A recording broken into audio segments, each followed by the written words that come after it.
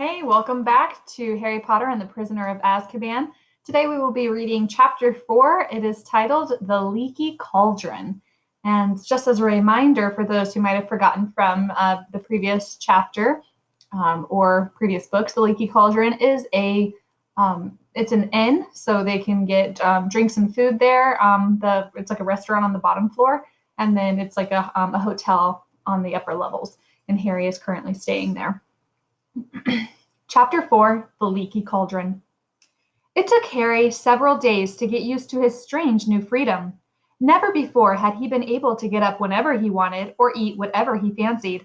He could even go wherever he liked, as long as it was in Diagon Alley, and as this long cobbled street was packed with the most fascinating wizarding shops in the world, Harry felt no desire to break his word to Fudge and stray back into the Muggle world. Harry ate breakfast each morning in the Leaky Cauldron, where he liked watching the other guests. Funny little witches from the country up for a day's shopping, venerable-looking wizards arguing over the latest article in Transfiguration today, wild-looking warlocks, crazy dwarfs, and once what looked suspiciously like a hag who ordered a plate of raw liver from behind a thick woolen balaclava. After breakfast, Harry would go out into the backyard, take out his wand, tap the third brick from the left above the dustbin, and stand back as the archway into Diagon Alley opened in the wall.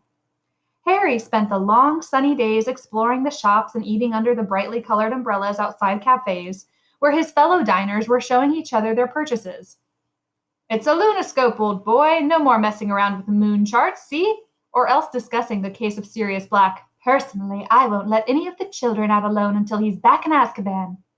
Harry didn't have to do his homework under the blankets by flashlight anymore. Now he could sit in the bright sunshine outside Florian Fortescue's ice cream parlor, finishing all his essays with occasional help from Florian Fortescue himself, who, apart from knowing a great deal about medieval witch burnings, gave Harry free Sundays every half hour. Yum.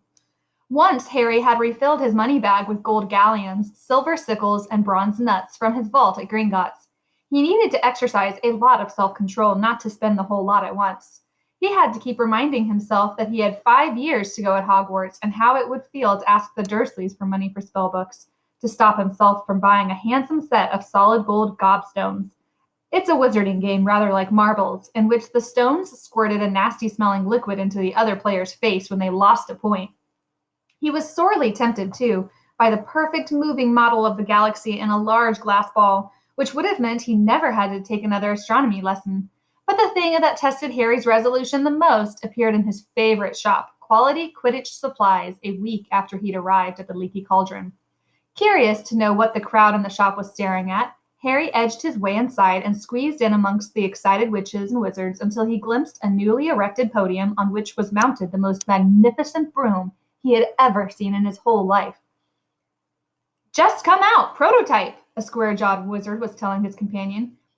"It's the fastest broom in the world, isn't it, Dad?" squeaked a boy younger than Harry, who was swinging off his father's arm. "Irish International Sides just put in an order for 7 of these beauties," the proprietor of the shop told the crowd, "and they're favorites for the World Cup." A large witch in front of Harry moved, and he was able to read the sign next to the broom. The Firebolt. This state-of-the-art racing broom sports a streamlined, superfine handle of ash, treated with a diamond hard polish and hand-numbered with its own registration number. Each individually selected birch twig in the broomtail has been honed to aerodynamic perfection, giving the Firebolt unsurpassable balance and pinpoint precision. The Firebolt has an acceleration of 0 to 150 miles an hour in 10 seconds and incorporates an unbreakable braking charm. Price on request.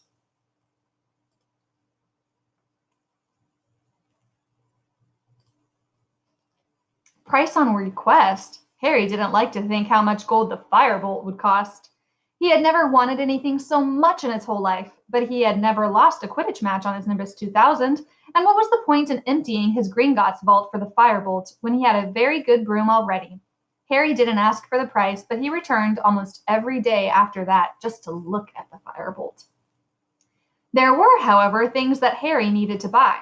He went to the apothecary to replenish his store of potions ingredients, And as his school robes were now several inches too short in the arm and leg, he visited Madame Malkin's robes for all occasions and bought new ones. Most important of all, he had to buy his new school books, which would include those for his two new subjects, care of magical creatures and divination. Harry got a surprise as he looked in at the bookshop window. Instead of the usual display of gold-embossed spell books the size of paving slabs, there was a large iron cage behind the glass which held about 100 copies of the Monster Book of Monsters. Torn pages were flying everywhere as the books grappled with each other, locked together in furious wrestling matches and snapping aggressively. Harry pulled his book list out of his pocket and consulted it for the first time. The Monster Book of Monsters was listed as the set book for care of magical creatures. Now Harry understood why Hagrid had said it would come in useful. He felt relieved. He had been wondering whether Hagrid wanted help with some terrifying new pet. As Harry entered Flourish and Blotts, the manager came hurrying towards him. "Hogwarts," he said abruptly, "come to get your new books?" "Yes," said Harry, "I need—" "Get out of the way," said the manager impatiently, brushing Harry aside. He drew on a pair of very thick gloves, picked up a large, knobbly walking stick, and proceeded towards the door of the Monster Book's cage. "Hang on," said Harry quickly. "I've already got one of those." "Have you?" Oh, a look of enormous relief spread over the manager's face. "Thank heavens for that. I've been bitten 5 times already this morning." A loud ripping noise rent the air. 2 of the monster books had seized a third and were pulling it apart. "Stop it! Stop it!" cried the manager, poking the walking stick through the bars and knocking the books apart. "I'm never stocking them again, never! It's been bedlam. I thought we'd seen the worst when we bought 200 copies of the Invisible Book of Invisibility. Cost a fortune and we never found them. Well, is there anything else I can help you with?" "Yes," said Harry, looking down his book list. "I need Unfogging the Future by Cassandra Vablatsky." "Ah, starting divination, are you?" said the manager, stripping off his gloves and leading Harry into the back of the shop, where there was a corner devoted to fortune-telling. A small table was stacked with volumes such as Predicting the Unpredictable, Insulate Yourself Against Shocks and Broken Balls, When Fortunes Turn Foul. "Here you are," said the manager, who had climbed a set of steps to take down a thick, black-bound book. "Unfogging the Future, very good guide to all your basic fortune-telling methods. Palmistry, crystal balls, burden trails." But Harry wasn't listening. His eyes had fallen on another book, which was among a display on a small table. Death Omens, What to Do When You Know the Worst is Coming. "Oh, I wouldn't read that if I were you," said the assistant lightly, looking to see what Harry was staring at. "You'll start seeing death omens everywhere. It's enough to frighten anyone to death." But Harry continued to stare at the front cover of the book. It showed a black dog, large as a bear, with gleaming eyes. It looked oddly familiar. The assistant pressed Unfogging the Future into Harry's hands. "Anything else?" he said.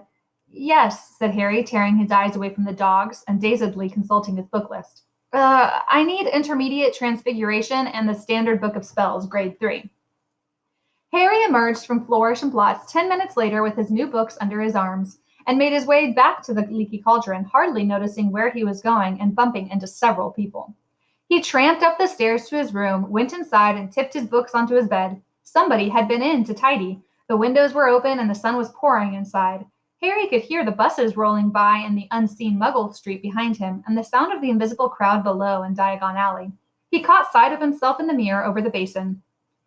"It can't have been a death omen," he told his reflection defiantly. "I was panicking when I saw that thing in Magnolia Crescent. It was probably just a stray dog."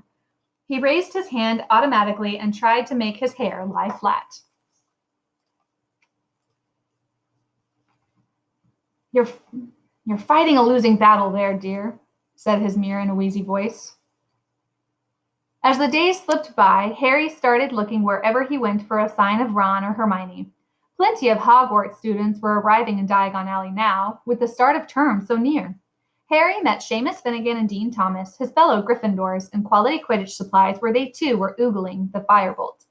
He also ran into the real Neville Longbottom, a round-faced, forgetful boy outside Flourish and Blotts. Harry didn't stop to chat. Neville appeared to have mislaid his book list and was being told off by his very formidable-looking grandmother. Harry hoped she never found out that he'd pretended to be Neville while on the run from the Ministry of Magic. Harry woke on the last day of the holidays, thinking that he would at least meet Ron and Hermione tomorrow on the Hogwarts Express. He got up, dressed, went for a fast look at the firebolt, and was just wondering where he'd have lunch when someone yelled his name, and he turned. Harry! Harry! They were both there, both of them, sitting outside Florian Fortescue's ice cream parlor, Ron looking incredibly freckly, Hermione very brown, both waving frantically at him.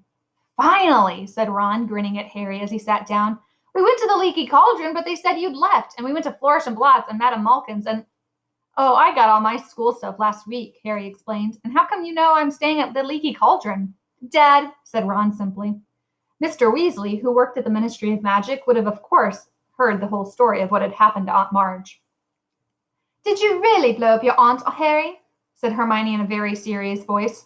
I didn't mean to, said Harry, while Ron roared with laughter. I just lost control. It's not funny, Ron, said Hermione sharply. Honestly, I'm amazed Harry wasn't expelled. So am I, admitted Harry. Forget expelled. I thought I was going to be arrested. He looked at Ron. Your dad doesn't know why Fudge let me off, does he? Probably because it's you, isn't it? Shrugged Ron, still chuckling. Famous Harry Potter and all that. I'd hate to see what the Ministry'd do to me if I blew up an aunt. Mind you, they'd have to dig me up first because Mum would have killed me. Anyway, you can ask Dad yourself this evening. We're staying at the Leaky Cauldron tonight, too. So you can come to King's Cross with us tomorrow. Hermione's there as well. Hermione nodded, beaming. Mum and Dad dropped me off this morning with all my Hogwarts things. Excellent, said Harry happily. So have you got all your new books and stuff? Look at this, said Ron, pulling a long, thin box out of a bag and opening it. Brand new wand, 14 inches, willow containing 1 unicorn tail hair. And we've got all our books. He pointed at a large bag under his chair. What about those monster books, eh? The assistant nearly cried when we said we wanted 2. What's all that, Hermione? Harry asked, pointing at not 1, but 3 bulging bags in the chair next to her. Well, I'm taking more new subjects than you are, aren't I? Said Hermione. Those are my books for arithmancy, care of magical creatures, divination, study of ancient runes, muggle studies. What are you doing muggle studies for? Said Ron, rolling his eyes at Harry. You're muggle-born. Your mum and dad are muggles. You already know all about muggles. But it'll be fascinating to study them from the wizarding point of view, said Hermione earnestly. Are you planning to eat or sleep at all this year, Hermione? Asked Harry while Ron snickered. Hermione ignored them. I've still got 10 galleons, she said, checking her purse. It's my birthday in September, and Mum and Dad gave me some money to get myself an early birthday present. How about a nice book? Said Ron innocently. No, I don't think so, said Hermione composedly. I really want an owl. I mean, Harry's got Hedwig and you've got Errol. I haven't, said Ron. Errol's a family owl. All I've got is Scabbers. He pulled his pet rat out of his pocket. And I want to get him checked over, he added, placing Scabbers on the table in front of them. I don't think Egypt agreed with him. Scabbers was looking thinner than usual, and there was a definite droop to his whiskers. There's a magical creature shop just over there, said Harry, who knew Diagon Alley very well by now. You can see if they've got anything for Scabbers, and Hermione can get her owl. This next picture is fantastic.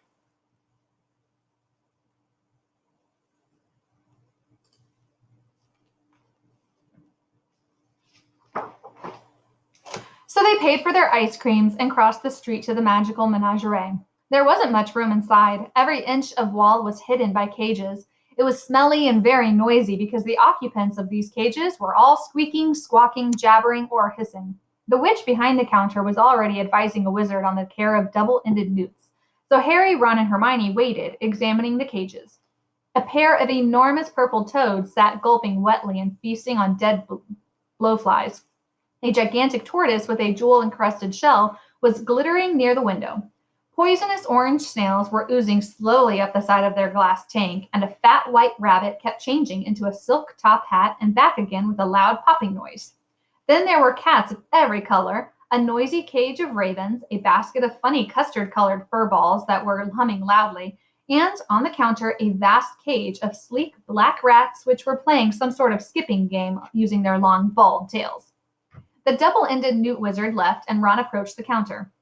It's my rat, he told the witch. He's been a bit off color ever since I brought him back from Egypt. Bang him on the counter, said the witch, pulling a pair of heavy black spectacles out of her pocket. Ron lifted Scabbers out of his inside pocket and placed him next to the cage of his fellow rats who stopped their skipping tricks and scuffled to the wire for a better look.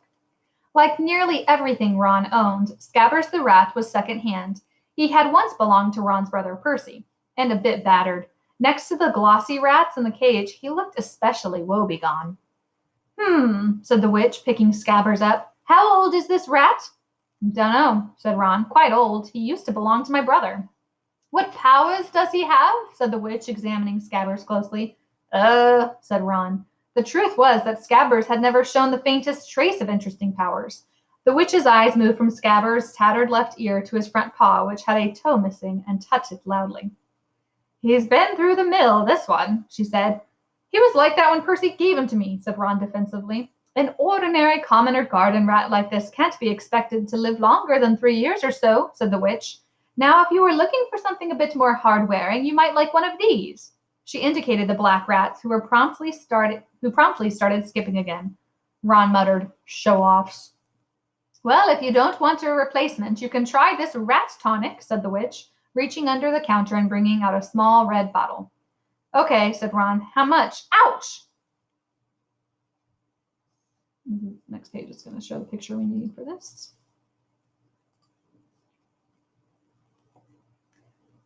Ron buckled as something huge and orange came soaring from the top of the highest cage, landed on his head, and then propelled itself, spitting madly at Scabbers. No, Crookshanks, no, cried the witch, but Scabbers shot from between her hands like a bar of soap, landed splay-legged on the floor, and then scarpered for the door. Scabbers, Ron shouted, harrying out the shop after him. Harry followed. It took them nearly 10 minutes to find Scabbers, who had taken refuge under a waste paper bin outside Quality Quidditch Supplies. Ron stuffed the trembling rat back into his pocket and straightened up, massaging his head. What was that? It was either a very big cat or quite a small tiger, said Harry. Where's Hermione? Probably getting her owl. They made their way back up the crowded street to the magical menagerie. As they reached it, Hermione came out, but she wasn't carrying an owl. Her arms were clamped tightly around the enormous ginger cat. You bought that monster? Said Ron, his mouth hanging open. He's gorgeous, isn't he? Said Hermione, glowing. That was a matter of opinion, thought Harry. The cat's ginger fur was thick and fluffy, but it was definitely a bit bow-legged, and its face looked grumpy and oddly squashed, as though it had run headlong into a brick wall. Now that Scabbers was out of sight, however, the cat was purring contentedly in Hermione's arms.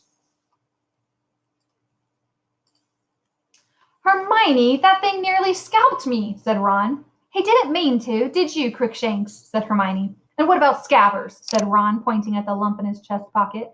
He needs rest and relaxation. How's he going to get it with that thing around? That reminds me, you forgot your rat tonic, said Hermione, slapping the small red bottle into Ron's hand. And stop worrying. Crookshanks will be sleeping in my dormitory and Scabbers in yours. What's the problem? Poor Crookshanks, that witch said he'd been in there for ages. No one wanted him. I wonder why, said Ron sarcastically, as they set off towards the Leaky Cauldron. They found Mr. Weasley sitting in the bar reading the Daily Prophet.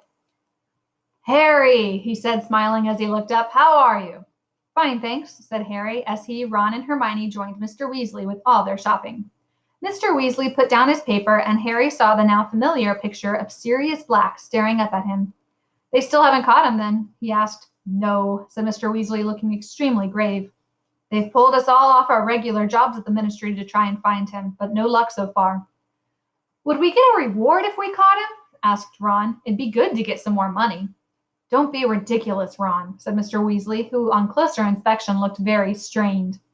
Black's not going to be caught by a 13-year-old wizard. It's the Azkaban guards who'll get him back, you mark my words.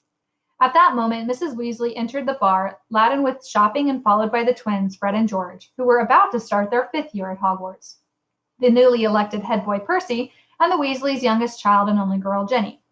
Ginny, who had always been very taken with Harry, seemed even more heartily embarrassed than usual when she saw him, perhaps because he had saved her life during their last term at Hogwarts. She went very red and muttered hello without looking at him. Percy, however, held out his hand solemnly, as though he and Harry had never met, and said, Harry, how nice to see you. Hello, Percy, said Harry, trying not to laugh. I hope you're well, said Percy pompously, shaking hands. It was rather like being introduced to the mayor. Very well, thanks. Harry, said Fred, elbowing Percy out of the way and bowing deeply. Simply splendid to see you, old boy. Marvelous, said George, pushing Fred aside and seizing Harry's hand in turn. Absolutely spiffing. Percy scowled. That's enough now, said Mrs. Weasley. Mom, said Fred as though he'd only just spotted her and seized her hand too. How really corking to see you. I said that's enough, said Mrs. Weasley, depositing her shopping in an empty chair. Hello, Harry dear. I suppose you've heard our exciting news? She pointed at the brand new silver badge on Percy's chest. Second head boy in the family, she said, swelling with pride. And last, Fred muttered under his breath. I don't doubt that, said Mrs. Weasley, frowning suddenly. I notice they haven't made you two prefects. What do we want to be prefects for? Said George, looking revolted at the very idea. It'd take all the fun out of life. Jenny giggled. You want to set a better example to your sister, snapped Mrs. Weasley. Jenny's got other brothers to set her an example, Mother, said Percy loftily. I'm going up to change for dinner. He disappeared, and George heaved a sigh. We tried to shut him in the pyramid, he told Harry, but Mum spotted us. Dinner that night was a very enjoyable affair. Tom the innkeeper put 3 tables together in the parlor, and the 7 Weasleys, Harry, and Hermione ate their way through 5 delicious courses. How are we getting to King's Cross tomorrow, Dad? Asked Fred as they tucked into a sumptuous chocolate pudding. The ministry is providing a couple of cars, said Mr. Weasley. Everyone looked up at him. Why? Said Percy curiously. It's because of you, Perce, said George seriously, and there'll be little flags on the bonnets with HB on them. For a humongous big head, said Fred. Everyone except Percy and Mrs. Weasley snorted into their pudding. Why are the ministry providing cars, Father? Percy asked again in a dignified voice. Well, as we haven't got one anymore, said Mr. Weasley, and as I work there, they're doing me a favor. His voice was casual, but Harry couldn't help noticing that Mr. Weasley's ears had gone red, just like Ron's did when he was under pressure. Good job, too, said Mrs. Weasley briskly. Do you realize how much luggage you've all got between you? A nice sight you'd be on the Muggle Underground. You are all packed, aren't you? Ron hasn't put all his new things in his trunk yet, said Percy in a long-suffering voice. He's dumped them on my bed. You'd better go and pack properly, Ron, because we won't have much time in the morning, Mrs. Weasley called down the table. Ron scowled at Percy. After dinner, everyone felt very full and sleepy. One by one, they made their way upstairs to their rooms to check their things for the next day. Ron and Percy were next door to Harry. He had just closed and locked his own trunk when he heard angry voices through the wall and went to see what was going on. The door of number 12 was ajar, and Percy was shouting. It was here on the bedside table. I took it off for polishing. I haven't touched it, all right? Ron roared back. What's up? Said Harry. My head boy badge has gone, said Percy, rounding on Harry. So Scabbers' rat tonic, said Ron, throwing things out of his trunk to look. I think I might have left it in the bar. You're not going anywhere till you've found my badge, yelled Percy. I'll get Scabbers' stuff. I'm packed, Harry said. I'll get Scabbers' stuff. I'm packed, Harry said to Ron, and he went downstairs. Harry was halfway along the passage to the bar, which was now very dark, when he heard another pair of angry voices coming from the parlor. A second later, he recognized them as Mr. and Mrs. Weasley's. He hesitated, not wanting them to know he'd heard them fighting, when the sound of his own name made him stop, then move closer to the parlor door. Makes no sense not to tell him, Mr. Weasley was saying heatedly. Harry's got a right to know. I've tried to tell Fudge, but he insists on treating Harry like a child. He's 13 years old, and Arthur, the truth would terrify him, said Mrs. Weasley shrilly. Do you really want to send Harry back to school with that hanging over him? For heaven's sake, he's happy not knowing. I don't want to make him miserable. I want to put him on his guard, retorted Mr. Weasley. You know what Harry and Ron are like, wandering off by themselves. They've even ended up in the Forbidden Forest. But Harry mustn't do that this year. When I think what could have happened to him that night he ran away from home, if the night bus hadn't picked him up, I'm prepared to bet he would have been dead before the ministry found him. But he's not dead. He's fine, so what's the point? Molly, they say Sirius Black's mad, and maybe he is, but he was clever enough to escape from Azkaban, and that's supposed to be impossible. It's been a month now, and no one's seen him hide or hear of him. And I don't care what Fudge keeps telling the Daily Prophet. We're no nearer catching Black than inventing self-spelling wands. The only thing we know for sure is what Black's after. But Harry will be perfectly safe at Hogwarts. We thought Azkaban was perfectly safe. If Black can break out of Azkaban, he can break into Hogwarts. But no one's really sure that Black's after Harry. There was a thud on wood, and Harry was sure Mr. Weasley had banged his fist on the table. Molly, how many times do I have to tell you? They didn't report it in the press because Fudge wanted it kept quiet. But Fudge went out to Azkaban the night Black escaped. The guards told Fudge that Black's been talking in his sleep for a while now. Always the same words. He's at Hogwarts. He's at Hogwarts. Black is deranged, Molly, and he wants Harry dead. If you ask me, he thinks murdering Harry will bring you-know-who back to power. Black lost everything the night Harry stopped you-know-who, and he's had 12 years alone in Azkaban to brood on that. There was a silence. Harry leant still closer to the door, desperate to hear more. Well, Arthur, you must do what you think is right, but you're forgetting Albus Dumbledore. I don't think anything could hurt Harry at Hogwarts while Dumbledore's headmaster. I suppose he knows about all this. Of course he knows. We had to ask him if he minds the Azkaban guards stationing themselves around the entrances to the school grounds. He wasn't happy about it, but he agreed. Not happy? Why shouldn't he be happy if they're there to catch Black? Dumbledore isn't fond of the Azkaban guards, said Mr. Weasley heavily. Nor am I, if it comes to that. But when you're dealing with a wizard like Black, you sometimes have to join forces with those you'd rather avoid. If they save Harry, then I will never say another word against them, said Mr. Weasley wearily. It's late, Molly. We'd better go up. Harry heard chairs move. As quietly as he could, he hurried down the passage to the bar and out of sight. The parlor door opened, and a few seconds later, footsteps told him that Mr. and Mrs. Weasley were climbing the stairs. The bottle of rat tonic was lying under the table they had sat at earlier. Harry waited until he heard Mr. and Mrs. Weasley's bedroom door close, then headed back upstairs with the bottle. Fred and George were crouching in the shadows on the landing, heaving with laughter as they listened to Percy dismantling his and Ron's room in the search for his badge. We've got it, Fred whispered to Harry. We've been improving it. The badge now read, Big Head Boy. Harry forced a laugh, went to give Ron the rat tonic, then shut himself in his room and lay down on his bed. So Sirius Black was after him. That explained everything. Fudge had been lenient with him because he was so relieved to find him alive. He'd made Harry promise to stay in Diagon Alley, where there were plenty of wizards to keep an eye on him. And he was sending 2 ministry cars to take them all to the station tomorrow so that the Weasleys could look after Harry until he was on the train. Harry lay listening to the muffled shouting next door and wondered why he didn't feel more scared. Sirius Black had murdered 13 people with one curse. Mr. and Mrs. Weasley obviously thought Harry would be panic-stricken if he knew the truth. But Harry happened to agree wholeheartedly with Mrs. Weasley, but the safest place on Earth was wherever Albus Dumbledore happened to be. Didn't people always say that Dumbledore was the only person Lord Voldemort had ever been afraid of? Surely Black, as Voldemort's right-hand man, would be just as frightened of him. And then there were these Azkaban guards everyone kept talking about. They seemed to scare most people senseless, and if they were stationed all around the school, Black's chances of getting inside seemed very remote. No, all in all, the thing that bothered Harry most was the fact that his chances of visiting Hogsmeade now looked like 0. Nobody would want Harry to leave the safety of the castle until Black was caught. In fact, Harry suspected his every move would be carefully watched until the danger had passed. He scowled at the dark ceiling. Did they think he couldn't look after himself? He'd escaped Lord Voldemort 3 times. He wasn't completely useless. Unbidden, the image of the beast in the shadows of Magnolia Crescent crossed his mind. What to do when you know the worst is coming? I'm not going to be murdered, Harry said out loud. That's the spirit, dear, said his mirror sleepily. So that is the end of chapter 4. Some big things happened. We learned about this new broom called the Firebolt. He seems really wanting that, but he's being very responsible. He's not spending all of his money to buy it because it's very expensive. But it's something that we should, kind of maybe think about in the future. I wonder if maybe Malfoy's dad is going to buy the Slytherins a bunch of Firebolts, kind of like how he did the Nimbus 2000s and ones.